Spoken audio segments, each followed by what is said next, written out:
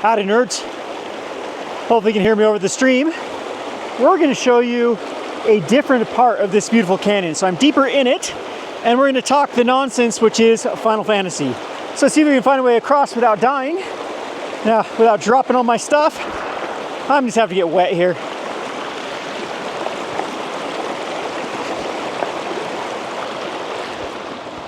Whew. Not too shabby. We got to cross without dying. Alrighty, so it begins. The Magic the Gathering craze of not just Final Fantasy. I've been checking prices for Tarkir Dragonstorm, for Lord of the Rings, for Baldur's Gate, and Magic is having just phenomenal growth, which is kind of sad though. Well, I don't know. It's kind of a little bit of both.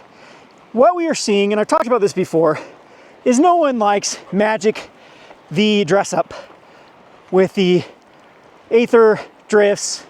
I mean, Bluebird was successful. We've talked about how that was successful because it hit that fantasy feel.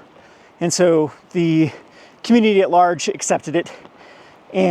But look at things like New Capenna and Aether Drift and Outlaws of Thunder's Junction, which actually I think it could have been a very cool set if it would have been done with a gritty cowboy kind of Red Dead Redemption type theme, rather than what I like to call like circus cowboys or even drag cowboys is what I like to call it, because it seems like everyone there is dressed for a drag show. But I digress. We've talked about I can't stand, like Universes Beyond. I think it has such a much better reception than I think it would if Wizards of the Coast hadn't veered away from what made Magic Magic. Like I said, where they wanted to make everything so whimsical and fun and end up just being gaudy and kind of cringe. And so what we're starting to see with Magic is the growth is happening. Oh boy, I have to cross the river again. We're gonna have to find another path here. There used to be easier ways to get across. Let's go this way, guys. I do not want to get soaked. Or maybe I do. Maybe I'll cross one more time. Oh boy. Hoppy hoppy, here we go. So one hop, two hop, we can do this. Come on, Cole. Good thing I'm still agile. So anyway, look how beautiful. When we start getting back in this canyon, just the colors, how red it is back here. And you'll see the cliffs, like all of these canyons are so pretty back in them. Is this the one? I can't remember if this is the side canyon that has the really big drop off in the back of this side canyon, but the sun is about going down, so we gotta hurry here as I talk. And you can see these side canyons sometimes like flash flood and dig out the trail. So I think this one has a pretty cool, we'll have to show this one sometime. It's a really pretty cool cliff at the back. Speaking of which, before I lose my train of thought here, so it is official. My brother is moving back to this area and he is starting his adventure company. So I'm gonna help him out. So what I wanna do is I want to meld the two businesses together and do a board game and a card game night, as well as I'm thinking like stargazing, because you get people in the city and they've never actually looked at stars without like the city lights, and it's actually kind of cool in the summer. And we're gonna do pizza and probably like Italian sodas on one night where we'll be all catered, and we're gonna try to get at some properties to do some rentals and whatnot. So if you're looking for that, so if you're into like what I want to call like a mini convention, I don't know, maybe we'll try to figure out how much it would cost per person, and we could do like a day of biking, a day of rock climbing, a day of canyoneering, or whatever suits people's fancy. And then yeah, we'll play some board games and card games, and you can kind of tour the shop. And yeah, I just love to entertain. I love to meet people. I'm such a sucker for that. I am extremely extroverted when it comes to just meeting interesting people. So before my story too, this is where I had a rock dropped on my head. I was actually watching my brother climb these cliffs, and my sister was belaying him. And so I went up to talk to my sister and my brother, and a rock came loose and hit me right on the head. And they were joking about it first, like, oh, watch for falling rocks. And they thought I was joking. So my sister started laughing and I passed out. It just knocked me unconscious. And I remember just like throwing up, like all the way back. My head was bleeding, and just like trying to hike out of here through this trail as I was just probably had a concussion as I was, not too not feeling too well. But yeah, these cliffs up here are actually kind of cool. It is kind of the sandstone stuff, so it's not the best climbing because, of course, like I mentioned, loose rocks and whatnot. But all these canyons here in this part of Utah are just full of just adventures. Like I said, all these side canyons, just an absolute gorgeous canyon. Anyway, so with that out of the way, now that I've kind of announced that, so it's gonna be exciting. We're looking at buying an actual property that's on the main street here in Richfield and turning it into a kind of a hosting site too for, I wouldn't like to call it like an Airbnb, but just where we can rent it out to people that are actually doing the adventure tours, and also have it to where, you know, we can come and cook the pizza, do the sodas, whatever. Looking into making ice cream too. That kind of, you get to this whole, like, I think a full catered experience would be absolutely incredible. I'm trying to think of like what would make my ultimate vacation and then actually make it happen for other people. And I think my best vacations have always been where I've been able to do board games and card games and also outdoor stuff. That's my idea of heaven. Anyway, let's get more of this. I don't know how far, I'm like, I can get up this canyon, but I forgot this is the middle of May and the stream's actually going quite strong here. We're actually having a low water year this year, so it's not crazy, but yeah, maybe I won't go too far up because this is where it starts to get extremely narrow, and we actually have some anchors set up on some of these cliffs that actually come closer to the water.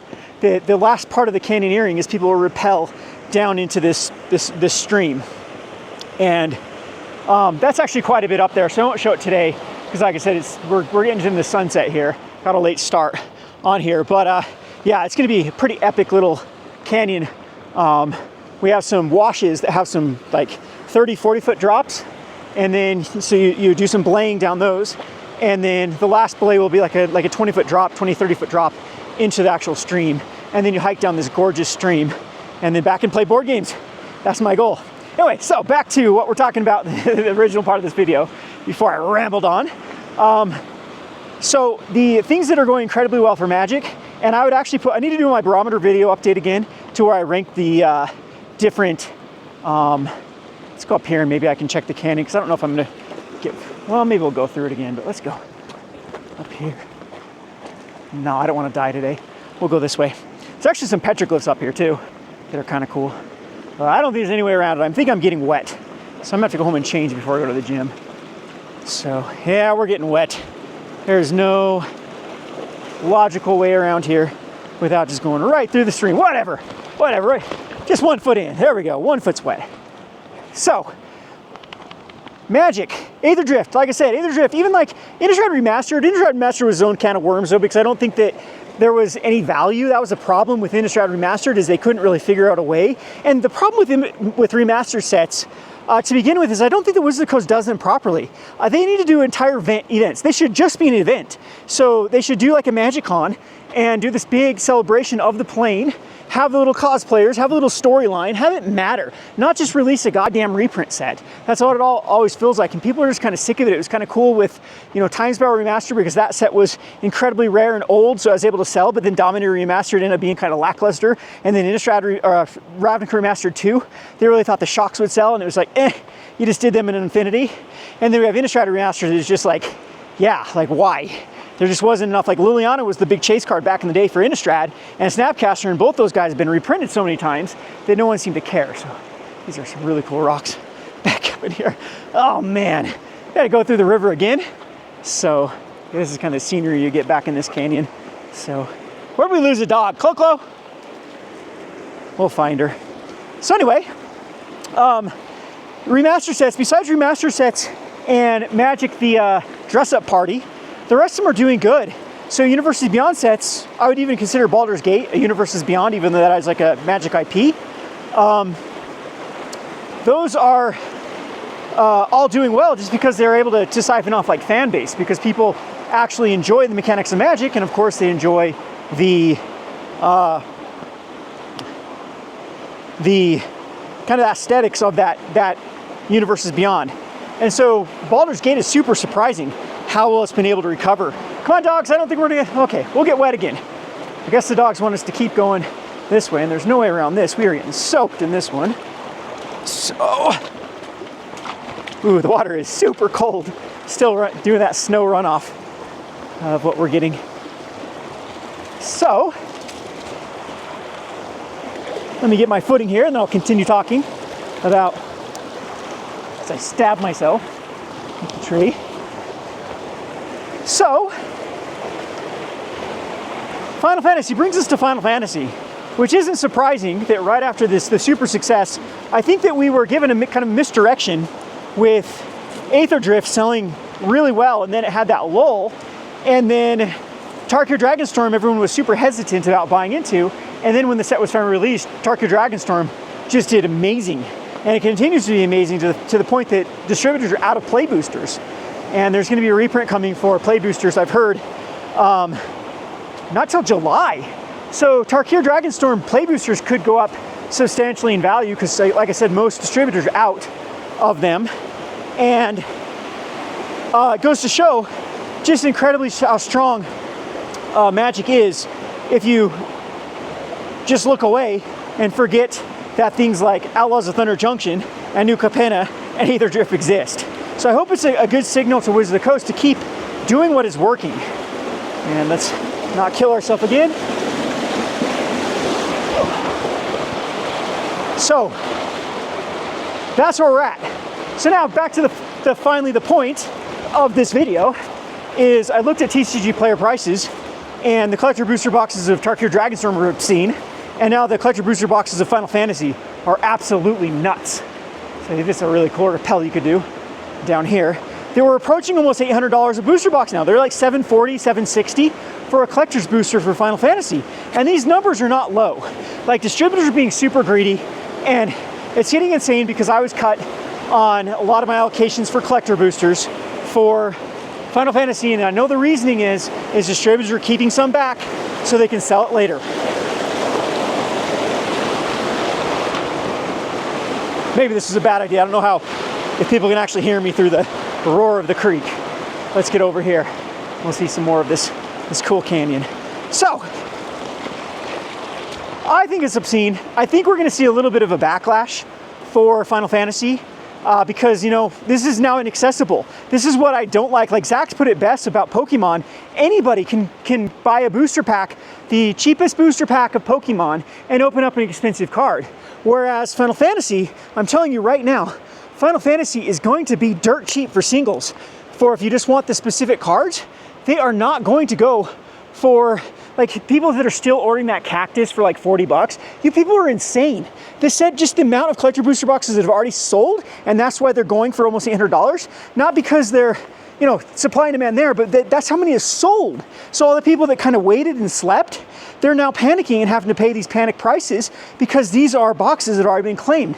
And these things are going to be opened. They're not going to be held, they're not going to be, I mean, certain people will keep them sealed, but everyone's going to be chasing the chocobos because the chocobos are, in the scope of things, pretty rare. Only 77 of them for the gold one, right? And so, you know, that's no one of one ring, but it's still very rare comparatively speaking to some of the other serialist cards that are having out there. So those chocobos could go for a hefty price.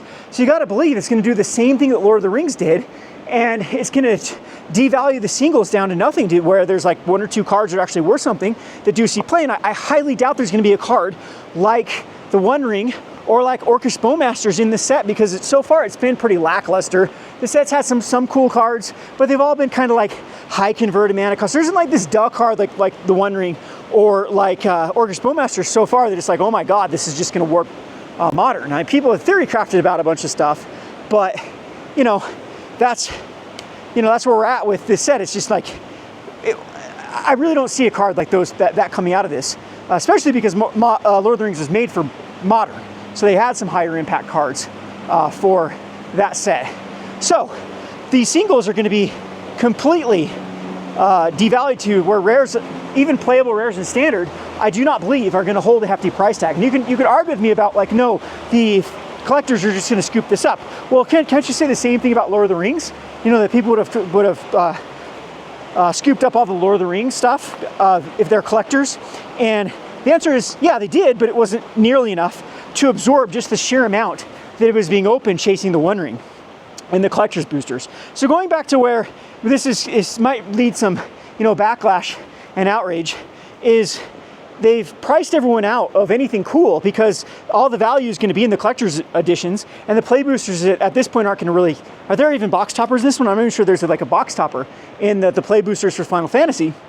And so it's basically you have to pay this insanely hefty price to even have the ability to open up an expensive card. So I'm hoping that Wizards of the Coast can navigate this later on with the future releases to make play boosters actually have some incentive versus collector boosters. I know why they do it. I know why they've done this push to collectors, because it probably is cheaper to actually print a collector's booster than it is to print a play booster. And just think of all the logistics behind the play boosters too, where they cost more to ship. I've showed it before when I get my pre-orders for my pre-release, where like an order will be like something like $60,000, and 40,000 of it will be in the collectors, and it'll be like 2 small boxes are worth like 40K. And that's distributor price of a lot of these collectors. It will have like 2 or 3 small boxes, like, and then I'll have like, you know, 40, or not quite 40, but like 30 other boxes full of commander decks and starter kits and play boosters that are actually worth half the price of those collectors. So we know at a logistic point of why Wizards of the Coast does this, but at the same point, you know, there's a reason why Pokemon has been so successful, is because any kid can go in and open up a pack of the latest set, and yeah, Pokemon's been scalped right now, but you know, typically it's not. Typically it's like $5 a booster pack, and they can open up a chase card.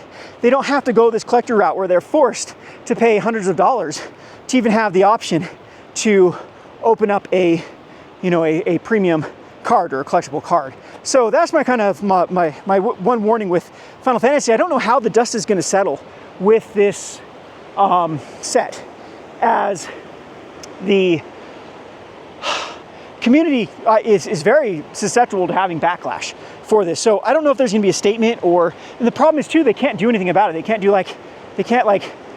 oopsies right now decide to. What I think it's going to do is there's going to be an announcement for like a holiday Final Fantasy collector booster or something, because yeah, this is just nuts at this point for approaching $800 for collector boosters. And the thing is, yes, Lord of the Rings got there, but you got to remember that Lord of the Rings collector boosters actually sold for, at first they had that massive run, and then when the One Ring was found, then they kind of dipped, and they were still well above. And this is a time period where nothing was selling in Magic the Gathering compared to like the wholesale cost, the distributor cost. Like if you could get 20 bucks out of a collector booster compared to how much you paid for the distributor, that was like a win at that point, because we went through a bunch of sets like Baldur's Gate and even Commander Masters. I mean, that was released a little bit later, but all those where it was like they were lower on TCG Player oftentimes, just a couple weeks out of the set being released. We'll go up this hill real quick and I'll show you one more thing of the cannon. I'll kind of finish my thoughts here with Final Fantasy. So anyway, it is definitely a kind of turbulent times. Like sometimes this amount of success can be your own undoing, because it inevitably does. You always have to find that balance to where things are accessible, or if people feel like that they get value out of their cards. And just imagine all the people that are going to be so, I mean, it kind of stirs them right. What are these people thinking that are pre-ordering cards from Final Fantasy, just rares. The starter set, this is the one that boggles my mind. There's like the Cloud and the Sephiroth from the starter deck are selling for like 17 bucks a piece still. And they're in the starter decks. They cost like, I believe they're $12 or something like that from distributors. And it's like, you guys are insane at this point. And of course that is gonna leave a bad taste in people's mouth with purchases going forward. If now they can't hold that value, if that purchase now can't be like, oh, if those go down to 50 cents, then what are people gonna do at that point? How's the next guy gonna fare when people like trying to compare the value of what they paid to what they're receiving? And so, yeah, it's gonna be a very, very interesting time with Final Fantasy. So speaking of which, I know I'm gonna make a lot of people upset with collectors. I was hoping the numbers would be higher from the alternate distributors, but the only significant amount of collectors I'm getting is my 66 from the main distributor. And I am pledging right now, we do have to keep some for the store because we are a store, and we do have some pre-orders here we have to fulfill at the store. But the rest of them are gonna go to loyal patrons that have been with me forever. And they're gonna make bank on these collectors, because I think the cost of them were like, what, $280 or less than that? I can't remember how much no, they were way less than that even. What are you whining about, Bruce? Quit whining. Go play in the river or something. So, yeah. So, unfortunately, I'm not going to have a lot to go around to patrons. There won't be a patron that will get more than one. So, the high tier patrons, they'll try to get 1, 2, and all the people that get cut I'm going to try to reserve the gift bundles for, because they at least have a collector's pack in them. And we have a whiny dog that tells me to shut up and get back in the river because I'm a baby. So we're going to get back in the river, maybe snap some pictures here and whatnot. So let me know in the comment section below how you're feeling about Final Fantasy now that we're, you know, seeing the prices of them. And play boosters are a good like 40 bucks off of distributor cost. Like typically you get like the TCG player fee margin between distributors and how much they sell on like TCG Player and eBay. So very, very interesting time. And like I said, look at Lord of the Rings prices and Baldur's Gate prices. We are going through it's not just Final Fantasy. I thought this would happen. I think that people are gonna get cut on like, they can't buy collector's boosters in Final Fantasy. They might just like bite the bullet and be like, okay, well I wanted this Lord of the Rings Commander deck, I'm just gonna do that. And speaking of which, get in on those before those are gone. They did get their last call for the Lord of the Rings scene boxes, collector boosters, or scene boxes, commander decks, and set boosters. I think are absolutely just steals right now. So I'll do some posts on that about the pricing. I've been trying to scoop up as many as possible. Like I said, I don't sell on TCG Player and eBay. I feel like this whole Patreon is like you're part of this whole operation. So I'm trying to give back where I can to people. And I remember a comment from a store owner on one of my videos be like, you're an idiot. You're destroying your business by, you know, I can make so much. I could make $500 per collector booster right now. You know, that's $30,000 right now from a Final Fantasy that I can make just by selling them. But, you know, I want people to stick around for a long time. I want to be loyal to people who have been loyal to me. And at that point, this is what this has been about. And as I said, like we're trying to create even something even better here. I really want to do this guiding company. So if in the market, I guess that's the word, if you're up for an adventure, look at this place. You know, it's not a Zion, it's not a Moab, but it is beautiful in its own way, and you won't see another human, and you're gonna hang out with some cool dogs. And I know these canyons like the back of my hand. I've been hiking them since I was a kid. And you could even maybe give this guy a pet, because you're such a little whiner. Why you're such a little whiner, you spoiled brat. So anyway, we're gonna get going. Yeah, comment. Let me know what you think about Final Fantasy in the comment section below. Thanks for watching.